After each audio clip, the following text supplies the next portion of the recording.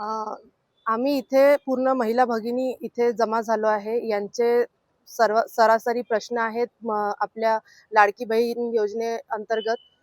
गेल्या 3 ते 4 महिन्यापासनं या महिला भगिनींना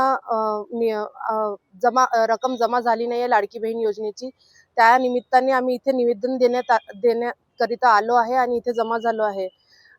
इथे फक्त एका एरियातले नाही तर अख्ख्या पूर्ण जिल्ह्यातले महिला भगिनी जमा झालेले आहेत. कोणी सिंदीमेघेचे आहे, कोणी अलीपूरचे आहे, कोणी पारसगावचे आहेत.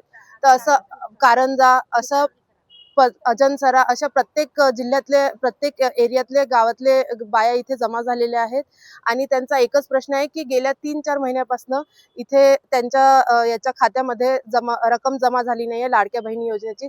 सरकारनं माझं एवढंच म्हणणं आहे की येत्या 8 ते 10 दिवसामध्ये यांच्या या प्रॉब्लेमचं हल करावं. अदरवाईज आम्ही आंदोलन करायला इथे येणार.